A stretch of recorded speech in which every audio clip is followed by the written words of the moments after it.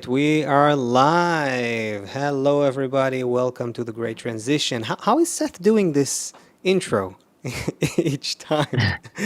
This is we It need is to learn. surprising. He has like a Yeah, special method and he lives it all week. You can tell he really yeah, invests in yeah, it. yeah. Okay, well, hey everyone. We are here with Tal and with Leo, who are stepping in today. Seth, Oh. as you see, is not here, but he's with us in spirit.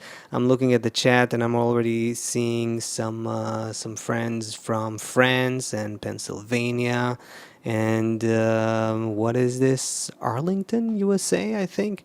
The Netherlands, Quebec, Salt Lake City, North Carolina, LA, Norway, a few more. That's great. Always great to see. We're always happy to welcome everyone with a desire for spiritual development to the Great Transition. We are longtime students of the wisdom of Kabbalah. Our teacher is Kabbalist Dr. Michael Lightman. And we are looking at what's going on in the world, what's going on in life, what's going on with humans and earthlings from the perspective of the wisdom of Kabbalah. Today, we are here after we've looked at some of the findings, I would say, of psychologists these days that are trying to figure out, I would say, what makes a human human, what makes a human satisfied, what makes a human happy. There's a particular podcast that caught our attention. A friend sent it to us, and he said we should take a look, so we did. And it is quite interesting. Kabbalah and psychology are many times conflated. Some people think that they're the same thing. Some people want them to be the same thing. They're not the same thing.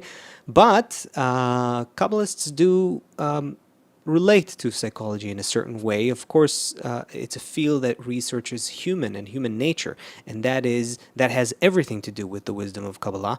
Bala Sulam, the great Kabbalist of the previous century, mentions in one of his articles that we owe great gratitude to, he calls it materialistic psychology, and he refers to the fields in psychology that actually deal with investigating the behavior of humans and our nature and how it works and so on. And he says that we actually owe a lot from a spiritual development perspective because it anchors people on what's actually really happening with them.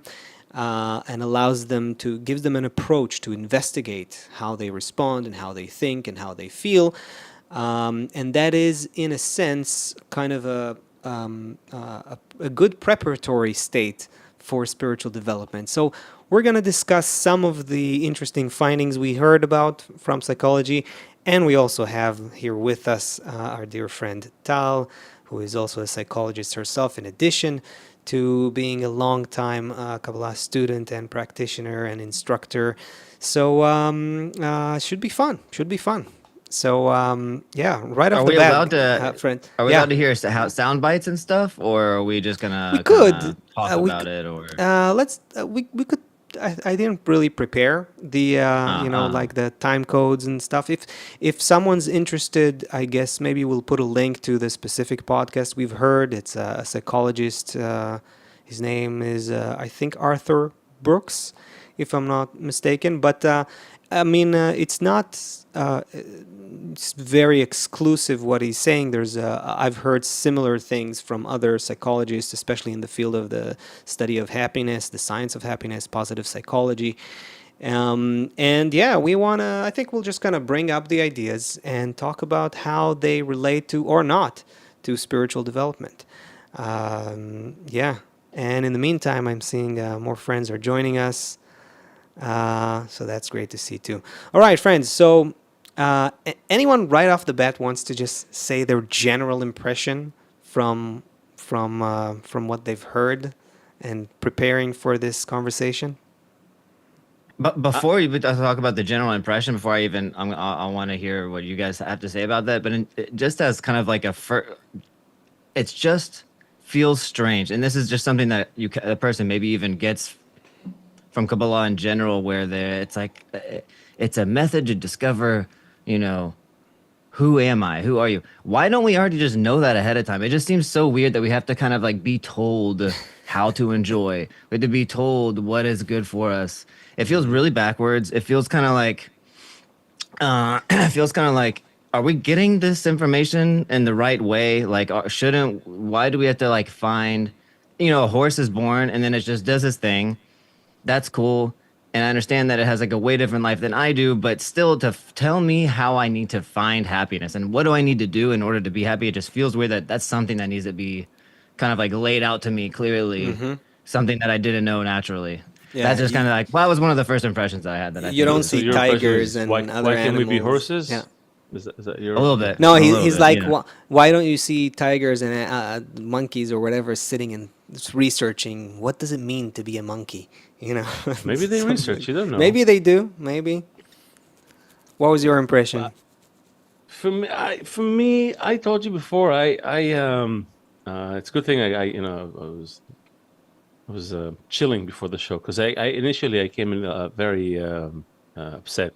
I was, I'm when sorry I to hear listened that. to those, yeah, I'll tell you because when I listened to those kind of talks, and I heard it before, this type of conversations on Steve's show and other podcasts that bring people. Sometimes you hear someone on the Joe Rogan show, whatever those forward thinking shows, right? You bring people and someone sits down and they unload some cosmic truth on them and they're blown away. And so I'm upset about two things. Number one, I'm upset about the fact that we ourselves, we are sitting on a the entrance to a gold mine and everything is already there. And we know we have everything. We study it every day. We have books about it, a complete method. And here comes some guy who stumbled upon something. I'm not saying through probably a lot of hard work and research and observing nature and observing himself and he got to some great insights, but it's a sliver of a much bigger wisdom, and yet we don't get to sit with with the diary of a CEO and other people and give them the complete picture. Like people don't come to us to get the complete picture. Maybe it's a bandwidth issue. Maybe not everybody can really talk about all of it. So maybe there is a reason why these people are out there talking about little bits and pieces of it, but it really just annoys Mm-hmm. me. It's like, oh, we found no, dude. We've been talking about it for 2,000 years.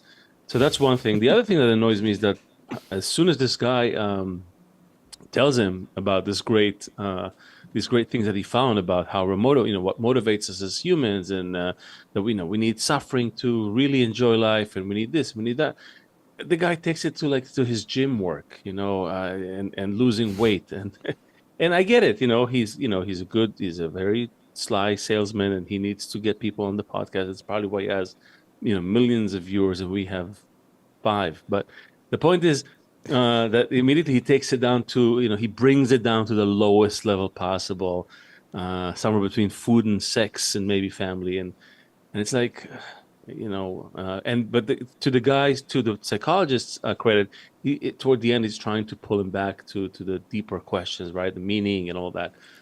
So anyways, it's all probably for the good, but I'm just a little upset that we have to sit here and listen to this, but Uh-huh. hey, Thanks for doing your homework. yeah. In spite. And how does a psychologist who's also a Kabbalist looks at this? Yeah, I actually related to what everybody said. And I kind of almost burst out saying I had that same impression when he asked him, "So what is the meaning of your life?" And then he's like, "I went to the gym this morning." And I had that same, kind of surprise that that is the level of his of his understanding of the meaning of life. But it's exactly, I think, what you said, Leo, that different people are on different places in their path. And it took me, like, listening to this podcast really took me to my own process, my own journey. And I remembered how when I was studying psychology, I was seeking that, that method, that model, something that will really help me see who I am, how to be happy, how to, fulfill myself. And then I realized that psychology was giving me a lot of bits and pieces and different theories, but nothing really coherent and simple that could really help me understand, okay, this is who I am, this is what I need to do, and this is where it's all going. I didn't get that. And that was one of my frustrations and one of the reasons that I kept searching. So that's what you're going to get when you listen to psychology. It's going to give you these little tidbits and solutions and tips. But like you were saying, it leaves you hungry for something much more coherent and cohesive that will really lead you to that happiness, to that meaning, and not just leave you kind of searching for that yourself. And to your question, Leo, of why isn't it like more pervasive that more people know the answers that we've discovered? I think that's a really good question, and maybe the reason is that it's a process and that it does take time for people, and we might be a bit impatient, but we have to learn how to be to take it step by step and to realize that not everybody can hear this at the same time. No, listen, don't get me wrong. I mean, he's serving a very important role in the system, both of them, right? Like they're speaking to people on a certain level, and you need those steps in between. Just like people needed, 2 decades of red strings and holy water before Kabbalah could really right, open up to the world in its more authentic form. And now you barely hear about red strings and holy water, although Madonna did come out with a new course. Maybe we can plug that at the end of the show. But I will say that the end of the conversation, I think, is where the one thing that was really maybe useful, beneficial, even for us, is the way that he packaged the right the hallmarks of a good way to approach your search for meaning is that you're looking for, as you say, coherence, right? That things somehow relate to each other. That there's some laws that affect everything. That there's purpose. That it all leads somewhere, and that there's significance. And I think those 3 words at the end there were like, that was a good summary from psychologist that at least kept it, here and not on the losing weight and gym level. Yeah, let's break down a few of the things and try to go deeper here. Okay, so the first kind of thing that they're talking about is this issue of delayed gratification and that was a nice term, the arrival fallacy. It's so funny that I love that. I it's loved like- it. It's such an easy way of explaining it. Yeah, too. I mean, it's like you hear it and you're like, hey, that's almost like Kabbalah 101 kind of thing, like one of the first basic things you learn about human nature from a spiritual perspective. But basically, he says, I'll just explain it what it means for our listeners. So the arrival fallacy, from in the psychologist's language, is basically that you think that when you're gonna get this thing, whatever it is that you're craving, whatever it is that you're wanting, you want to lose weight, you want to get better at work, you want to have a new relationship, whatever it is, you think you're gonna get it and be happy, and when you arrive at it, you realize that it's like, okay, that's kind of all right, fine. And the in addition to that, he says like that it's really important to understand that the bigger the longing, the bigger and the more you strive for something, that is what will make it meaningful when you get it. Obviously, I mean, this is something that I think people can understand and can identify with, but I want us to try to relate it to spiritual development, because this is what Kabbalah is about, and this is something that we explain about human nature, again, from lesson 1 in Kabbalah. You learn about how human nature, we refer to it as the will to receive pleasure, how it works, and the problem with trying to just fill it in directly. And spiritual development is all about developing longing. It's all about developing the yearning, the desire for the eternal, for the infinite, for the spiritual. So how would you, friends, try to kind of break it down, and what would you say that psychology here understands, and where is it lacking, and how would you relate the arrival fallacy to spiritual development? I kind of liked how he used the word homeostasis. I've never just to explain to the viewers, he explained how you can't arrive at the obtaining of the pleasure and expect that that level of satisfaction, well, actually, he defines satisfaction differently, but that level of enjoyment cannot persist across, like, past the time that you received the pleasure. And he explains it in a way where he says homeostasis, physiologically and also emotionally, they have to end up balancing. So you have a desire, then you get the then you have the want. You want to be fulfilled by that want, and there's nothing you can do. He kind of introduces all of a sudden now. That's just the way it is. Maybe I don't remember if he says nature. I don't remember how he explains, but homeostasis is you're talking about, you're using words that you describe processes in nature. And I thought that was interesting that he used the word homeostasis, where now we're already kind of talking about a spiritual phenomena. He doesn't really know that he's talking about it, but he knows that as soon as I get a fulfillment, then that already I can't stay. He's kind of like trying to use it biologically or emotionally, but really he's talking spiritually. Well, he did mention spirituality, if you remember, in the sense that there's like, if you have to add, in order to maintain it, you have to add some element, call it, well-being, call it, faith, spirituality. Like he threw a bunch of these, he lumped it together, like a bunch of these things that are a little, so to speak, outside of the level of this world. Again, I think with the information that he has, which does not include Kabbalah, obviously, he has arrived, that psychologist, he has arrived at a pretty decent explanation for things, and he said himself that he's using it to to treat very successful people, strivers as he calls them. We call them seekers, right? But he calls them strivers, those who just want to go, the next million, the next billion, the next whatever, in search of pleasure, and not understanding just the mechanism of, he didn't call it desire, but the mechanism of that drive that drives them. So again, a lot of parallels to what Kabbalah says, and I imagine that's something that's people who are watching this have a basic understanding of, or at least know where to look for it. But I feel like he's probably lacking the one of the most significant things, and that is the purpose of it all.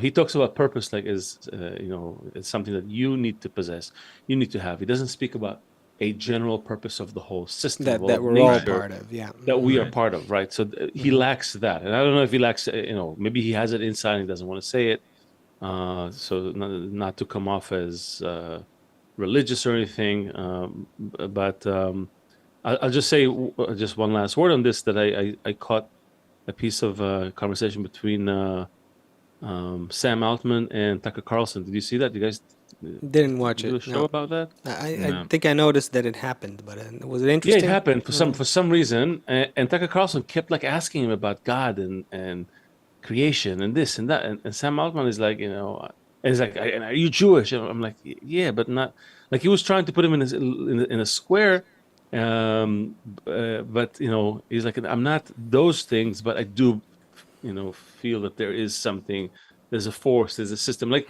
he almost intuitively, I guess maybe as a Jew, went into those places of a bigger purpose, a system, a force, and not so much the more Christian view of it. But even though he was trying to kind of push him into a very specific kind of creationist type of Christian view. I have the link if you guys want, but I mean, it's a longer conversation. Maybe it's for a different podcast. But So it's I just want to jump in there and say that, Leo, you reminded me that I've seen a lot of psychologists that have realized and discovered models that do resemble and have something to do with what Kabbalah speaks about. And it is interesting to see how people have these insights. And it's almost like, the information is out there. And so people who are researching it into human nature, they will get some of the understandings of the workings of things, but it often only remains on a kind of superficial level. And in general, I've seen that psychology describes the world pretty well, but it only knows to describe what we see, which is the egoistic level. So it gives us a lot of information and a lot of detail about what happens between people in relationships on the level of the ego. And this is what Kabbalah explains, that even though psychology tries to be a science and to be very rigid in the way that it measures human behavior and human thought and all that, because we are still on the level of the ego, we can't go higher than that to actually be as accurate and as disconnected or detached as we are when we're studying the lower levels of life. And that's why psychology can never be a true science, because there's always the bias of the researcher, right? And the ego basically that gets in the way. So that's what's so interesting, where you see these psychological models that kind of hint at in the right direction, but they're missing that part that Kabbalah brings into the picture of the higher mind and bestowal, and the place where man actually transcends their ego and is able to connect to something higher, and that is what fills in the picture. Like when I was doing my first degree in psychology, I remember I was in a course, Professor Kalman Kaplan, and he had this beautiful model about how a person transitions from a very distorted place to a more healthy place. And I asked him, so how does he transition? How does he make that shift? And he said, that's the $1 million question. And he didn't really know how to explain how that happens. And I mean, he had answers like, therapy and all kinds of general answers. But I actually discovered that what he was missing was the method to overcome egoism in relationships with other people, which is what Kabbalah gives. Yeah. So Kabbalah, psychology takes us to this kind of edge, but it doesn't Did you give go us the back to the ability professor? to. Did you give him the answer? Did you get the $1 million? I did, and he even met with Dr. Lightman once, and I think Yeah. Dr. Lightman I, verified his I method and his model, saying it's very similar to Kabbalah, but he always remained on that same level, sadly. So it's maybe, go so maybe ahead, go ahead. just as Yeah, yeah. maybe it's a good question for us. Maybe that's a question. What separates people who stay below that level and those who I, I, I, I I was just about to say something about that. To me, this is the whole thing. It's a matter of perspective. It's a matter of like the scale at which you research. That's the way to say it, like the scale at which you research, right? It's like for me, like to listen to that conversation, and it's on the one hand it's really cool.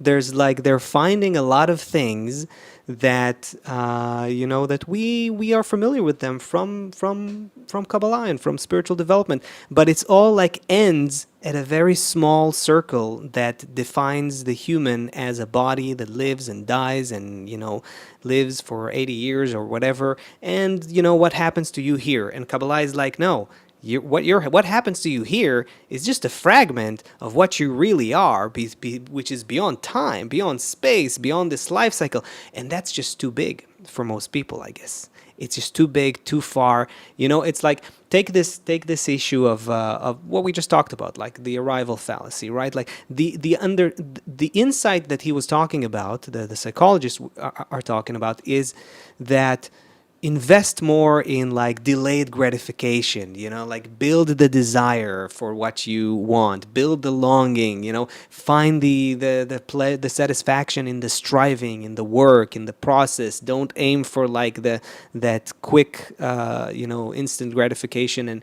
and then you'll be like happier. So from a Kabbalistic perspective, you go and look at that, and it's like, of course, but forget trying to get to some goal in this world. This entire life, your whole physical life in this world, your whole 80 years or 90 years of life, all of it is just a springboard to reach the infinite, to reach the eternal, to reach the spiritual. You're supposed to work the work you do here, the effort that you put in here. It's all of this world is like a device to develop the longing to be above this world, and that's just something that's too big, I guess, for people who don't Yeah. have that spark. It's like that. can you Yeah. read can we read quotes here? Are we allowed Sure, to read? sure. We were allowed. We are allowed.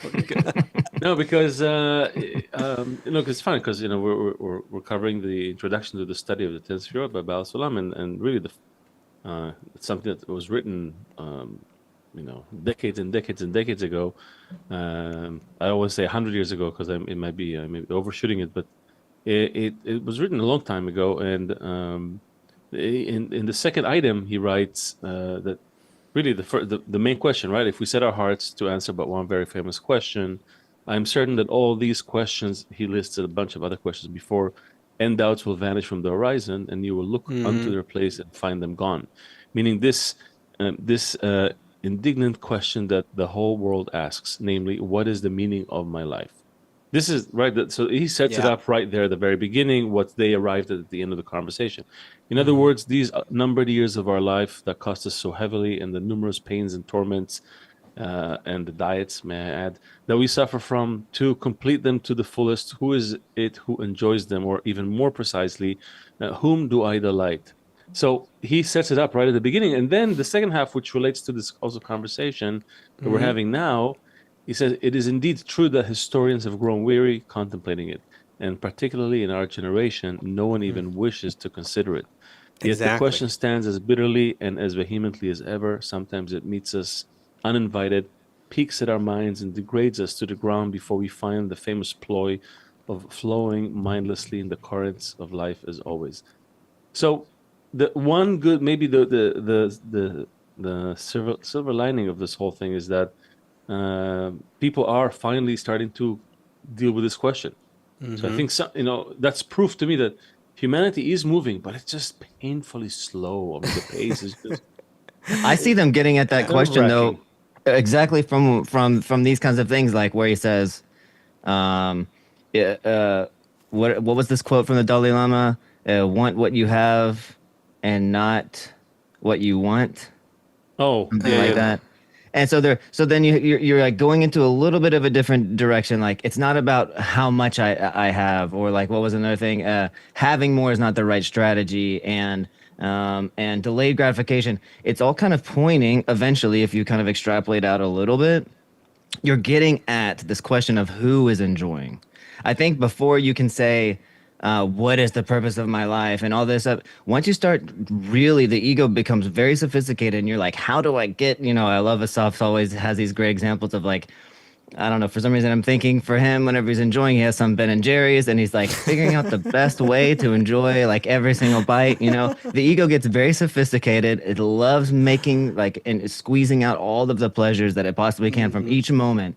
And that sophistication, I think, has to be like the pre-existing condition before a person really, if you were talking like on a big level of this like revolution where people are going to start asking these questions that you just brought up. I think to put in front of their faces, look, you have this thing inside of you that demands to enjoy.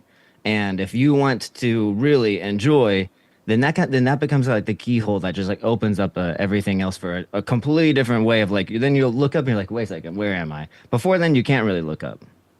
My impression, at least. No, by the way, and what you just said also made me realize that for years I thought I was always kind of I was tormented by this question about people in developing countries.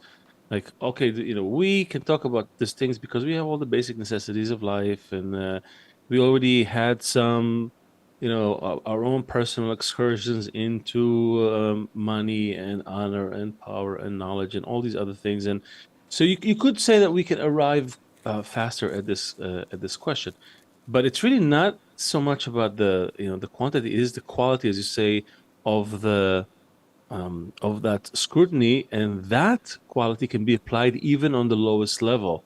In other words, we don't have to wait for example, for people in developing countries around the world, in the East, in parts of Africa and South America, for them to also sort of catch up to a certain level of life before they ask that question. Rather, even on their level, where they, some person is having a fruit from the jungle, they can also reach a place where the ego is trying to extract the most out of that level. It's not necessarily about having more things or bigger or more expensive or more developed. like that tribe that everybody's like, what's the things you guys think about? They're like, meat. Meat and honey. You Yeah. doesn't that you? Yeah, just meat Exactly. and So, honey. so it's really about reaching that level of on wherever I am. If my ego is getting to a place of already asking these questions about the things that I already have, it's not even about some future. Oh, if I only had a jet plane, then I can think about the meaning of life. No, even with jackfruit in your hand, you can still arrive at all those discernments and wonder about right the depth of it all. Which again, to their credit, in the Far East, the Zen masters, they also kind of arrive. You can look at a drop of rain and also arrive at the same sort of questions, deep questions about life. So I think the proof is there as well. So to me, I think like a really interesting thing to talk about is what it is exactly that Kabbalists did or what they discovered that allowed them to develop this higher level that psychology can't reach or isn't reaching or that, that is not available on the psychological level. And I was thinking about that as you guys were talking, and I think it's what I identify that in psychology, it's like they're still researching that singular person, like Asaf was saying before, like they're still looking at the individual and how an individual can discover the meaning of life, be happy, be fulfilled, experience pleasure. But there isn't that link that Kabbalists found that a person cannot be fulfilled unless they open that connection to other people, to nature, to creator. And I think that is like that missing link that if we can convey that it that's like the next level to But take a person to that self-transcendent place, but through a method that is real, not something fluffy, not something you know, philosophical, but a real method. I think that's what's so unique. Yeah, interestingly, that guy touched on it, right? Like when he talked with the about beer.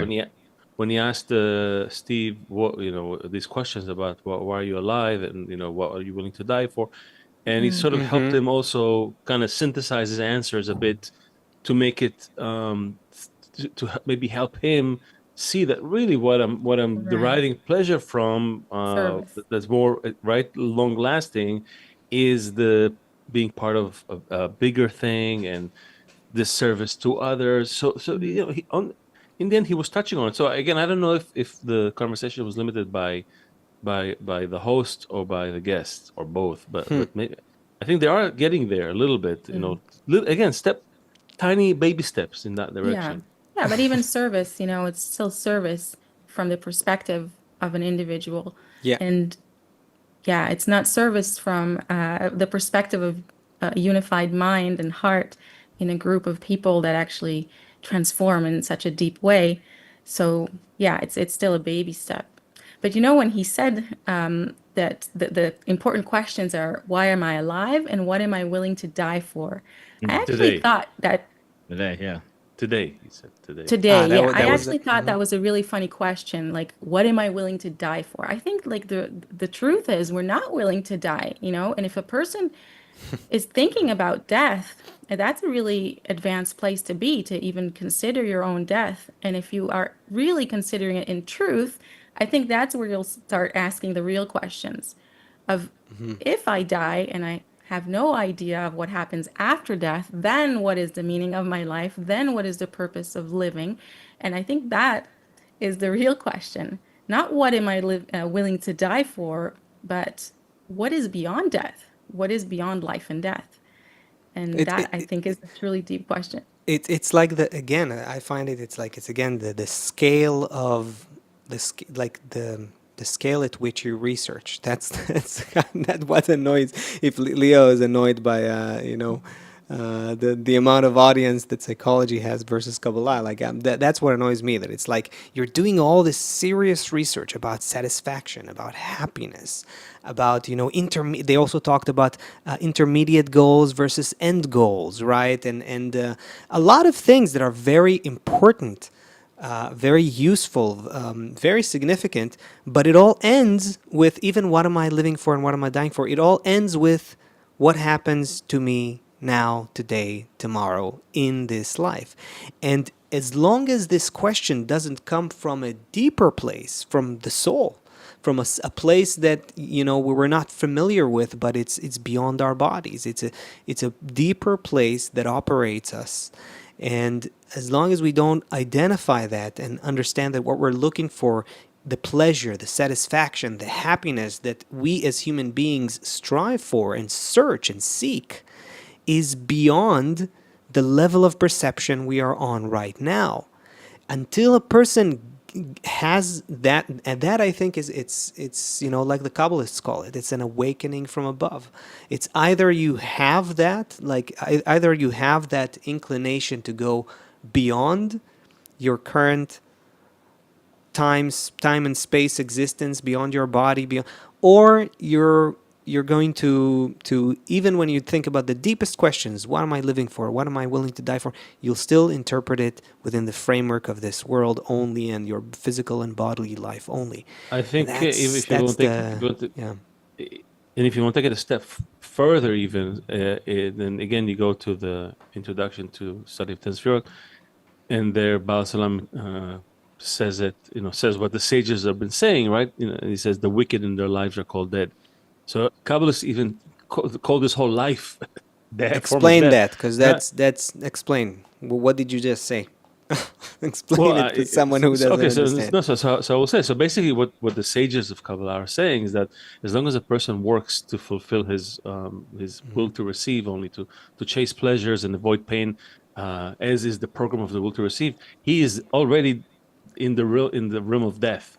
So the question of why am I alive, what am I willing to die for, are still within the will to receive, are still egoistic questions which don't advance you. Well, advance you, but really barely move the needle when you talk about actually discovering what life is really all about, because you are exploring it inside and within, from within and further into the state that you're in, rather than saying, what, as Tal was saying, what's beyond, what's above, what's outside of it, right? And that's the thing, and that's the questions that people you need to aim higher. I think that's what we need to tell people. You need to aim higher. Just as Rabash gives the example of the cat, right? Jumps to a chair.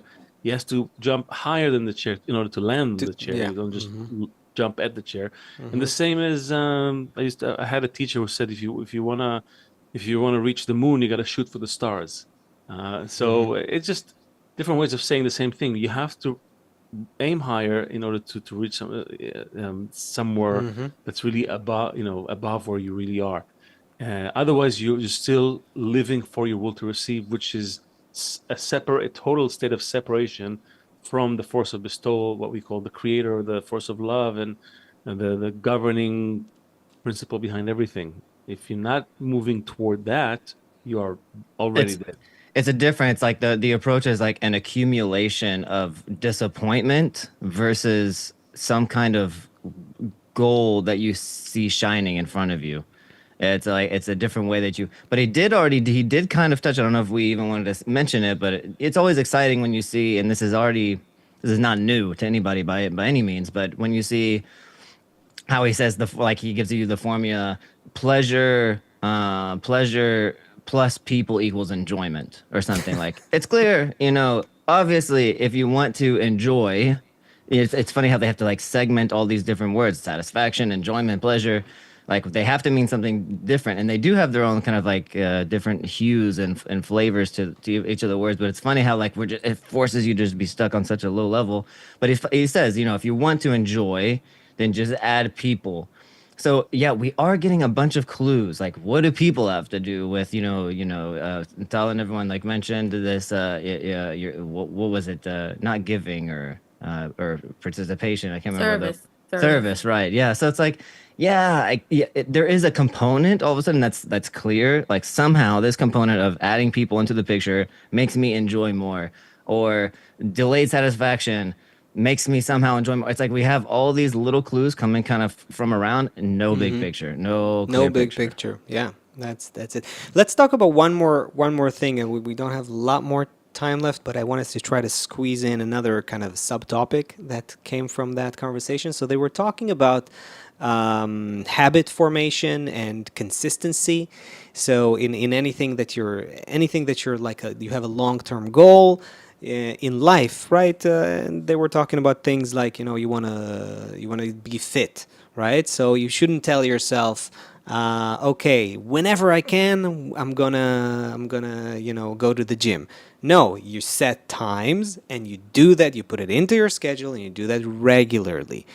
If you'll tell yourself whenever I can, I'm going to do it, that's going to be much harder. And the research shows that the results are going to be, you're going to fail, basically. And the same thing with anything you want to get good at. And this is really interesting from a spiritual development perspective, because Kabbalists said very clearly, and we are people who are following that path. um, they basically said, you want to develop spiritually, you have to set the times in this world. You have to set times for the reforming light to influence you. That's a deeper concept. I don't know how deep we're going to get into this now, but essentially you want to develop spiritually, you have to set time, regular times in this world, because you're not going to want to do it at some point, and you're gonna be struggling, and you can't rely on when you feel like you want to do it. You have to set times, and then you create a time and space in this world where that light of development, let's call it, can influence you.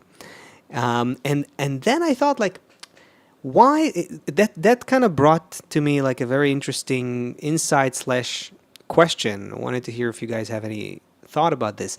That this is something that works in our world as well, even with egoistic goals, even with goals that are not about transforming your intention, your purpose to life. Like even just getting good at something, you see that if you don't form a habit, if you don't have consistency, if you're not persistent, that's not going to it's not going to work. And I wonder how, in a way, maybe it's relevant to a bunch of other insights from psychology. It's like on the branches level, on the level of the world, this world, even when a human wants to develop in any egoistic sense, they still have to follow the rules of spiritual development. That's kind of weird in a way, don't you think? Why is it weird? It's you live under the same laws. They just assume a slightly different form as you go lower and lower into the world to receive. But it's the same system, it's the same laws. So this So means that, okay, that's a good, okay, so root and branch and seal and imprint and so on, and we learned that from the structure of the upper worlds in Kabbalah. And so everything in our world follows the same laws. Uh, it just stays on an egoistic level, on a small. Okay, but so that would mean that even when a person uh, tries to be good at something in this world, they're actually preparing themselves for spiritual development. They just don't know it. That, you know what I mean? And that's the kind of that kind of Hmm. puts a different spin on anything. If you look through this lens on anything that people do, even when they try to, I don't know, succeed in their business, or they try to be fit, or they try to be popular on in their radio show, whatever it is, they're actually preparing their muscles, so to speak, for spiritual development. they're vessels. Their vessels, yeah.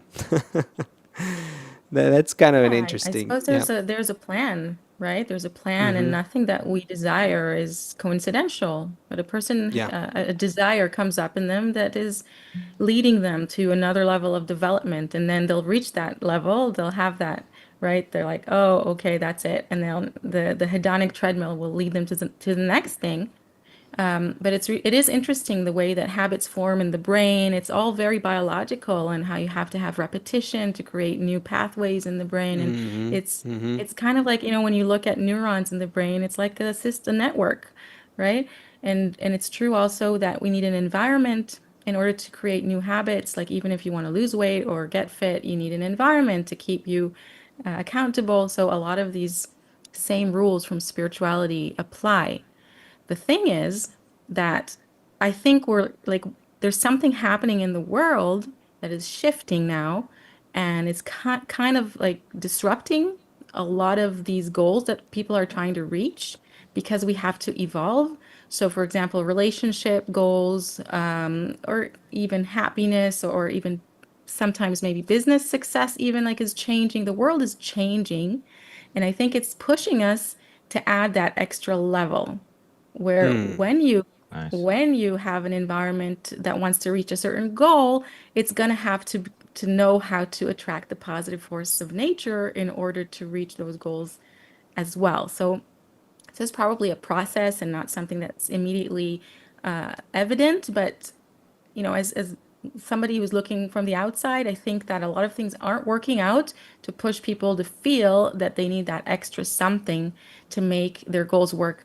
I see it in marketing, by the way. A lot of people who try marketing, they're like, the old ways aren't working. We keep looking for new methods to do things, and I think it's all pushing us to discover that method of drawing the positive force. Maybe it's not, maybe it's even beyond that. Maybe it's even um, uh, it's gradually pushing us to discover another spiritual rule, and that is that as it is, the will to receive, you can never satisfy it. I mean that hedonistic treadmill, you're still on it as long as you remain on the level of this world, which is what Kabbalists are trying to tell us. As long as you remain on this level, the will to receive is always going to win, always going to want more. You're always going to die, with half of your, half satisfied, as they say. You will never be fulfilled. You can offset it a little bit, and I think that's what people are starting to see when he speaks about service and being part of something, right? Like come out of yourself a little bit. That coming out of yourself a little bit, even on this level. I mean, I heard about this years ago, even before Kabbalah, about this whole service to others and all that, and that is a way to offset the impact of that feature of the will to receive.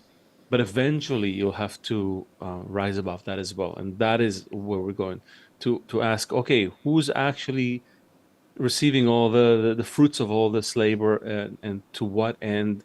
What's actually the end goal of this, even this process that we're on? You have to add a higher force, a higher dimension, a bigger picture. There's just no way around it. You have to include it eventually. So I think all those little tips and all those tricks and all those, there's still crutches on the way to asking the bigger questions. Also, there's a big lack. I thought it was funny when he brought up forgot exactly how he mentioned it, but he said how dieting was our greatest like non-accomplishment or something. It's like this. I think It's he this said it's the battle. biggest scam there is. No, didn't he say He that? said Or- Yeah, scam. He scam. said yes, yeah, but he like painted it in a picture. It's like we're so good at failing at it. Basically, it's like this big industry, like dieting, like no one ever is successful. And then of course he drills down into it and explains like why, because basically you're telling yourself, this thing that you love, you're never gonna be able to have that again, and that doesn't like work for us. But if you add the on top of the component, like why is it so difficult for us? Because we're fighting an environment that is like so strong. The power of this extra influence that we're having to constantly go against and counter it with these internal ideas and external ideas, and setting up my pantry and then turning the TV if it's on the wrong channel. Now I feel like I'm eating a YOLO.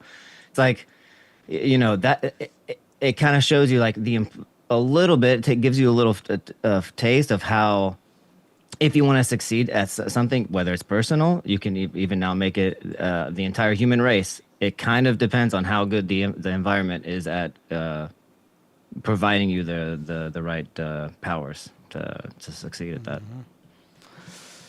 All right, friends, I want to read to you a quote to conclude with. This is from our teacher, and I have it only in Hebrew, so I'll translate it quickly with ChatGPT. We're at the mercy of ChatGPT translation right now, but should be fine. Not Should the be good worst. enough. Not the worst. So here's what our teacher, Kabbalist Dr. Michael Leitman, said with regards to the connection between Kabbalah and psychology.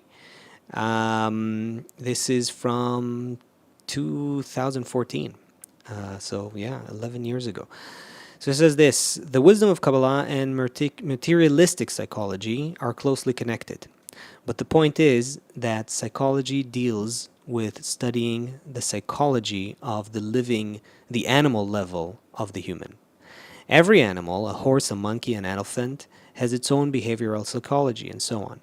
Therefore, the psychology of a human as an animal can be studied through the works of Jung and other scientists because they investigate the ordinary level of human nature. But if you want to study the psychology of the soul, then ordinary psychology will not help you. It just won't be sufficient. Psychological scientists cannot research it also because they themselves don't attain the soul. That is where you definitely need the wisdom of Kabbalah. All right, friends. So, hopefully we've put some things in their place. I know that our audience is interested in developing their soul. And hopefully more people in humanity and mankind will get there. For now, it's taking time. It's taking time. Diary of a Kabbalist coming up soon. Yeah, exactly. Yeah. Thank you, everybody. We will be here next week, same day, same time, 2 p.m. Eastern. We will be here. Thank you, everybody. And have a great one. See ya. Take care.